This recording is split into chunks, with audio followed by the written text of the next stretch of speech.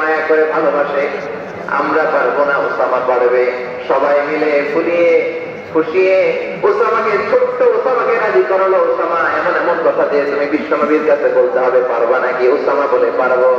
সাইয়েদনা Osama রাদিয়াল্লাহু তাআলা আনহু তরুণ সাহাবী বিশ্বনবীর কাছে গেলেন, যে বললেন, নবী, বনু মাখজুমিয়া গোত্রের এক নারী চুরিতে ধরা পড়েছে, এবারের জন্য কি এই মহিলাটারে মাফ করে দিলে হয় না? এবারের জন্য একটু ক্ষমা করা যায় না?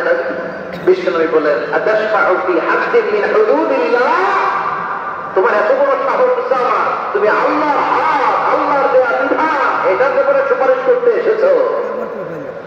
তোমরা কি জানো তোমাদের আগে যত কম, যত গোত্র, যত জনপদ ধ্বংস হয়েছে তার কারণ ছিল তাদের মধ্যে গরিবরা অন্যায় করলে তারা বিচার করতো, আর ধনীরা অন্যায় করলে তারা মাফ করে দিত। লাউ আন্না ফাতিমাতা বিনতি মুহাম্মাদিন সারাকাত লাকাতা মুহাম্মাদুন ইয়াদাহা। বিশ্বনবী বললেন, ওসামা, বনু মাখজুমিয়ার প্রেস্টিজি আছেন, ডিগনিফাইড ফ্যামিলির মেয়ে তো দূর কি বাত, অনেক দূরের কথা। জেনে রেখো ওসামা, আমার কলিজার টুকরা নয়নের পুটুলি ফাতেমাও যদি মক্কার জমিনে আজকে এই চুরির দায়ে ধরা পড়তো, আমি বিশ্বনবী মুহাম্মদুর রাসূলুল্লাহ ধরে ফাতেমার ডান হাতটা কেটে দিতে এক বিলম্ব দেরি করতাম না।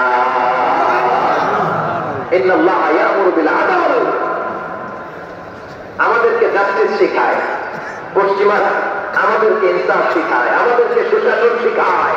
আর ইনসাফ, সুশাসন, ন্যায় বিচার, সুবিচার, জাস্টিস কারে বলে বিশ্বনবীর বায়োগ্রাফি থেকে গেলে